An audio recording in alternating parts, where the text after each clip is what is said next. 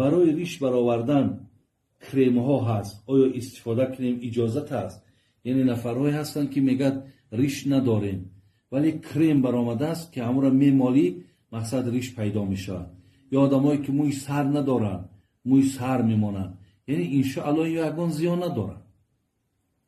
شما اگر برای مثال خاطره که ریش برارین سنتی از سنت های پیامبر شما احیا کنین انشاءالله بهترین میشود. به موی سرها هم اگر موی سر هم که مونن اینجا دیگان در بگیم که خلقت خداوندی در یعنی گویم در آفرینش الهی شما یگان چیزی را اضافه نمیکنین، یگان چیزی را زیادتی نمیکنین. فقط ماها گفته بودیم که اجازت نیست اینکه وقتی مادرای ما مقصد انا دندانهاشون باریک میکنن میده میکنن تغییرات میدارن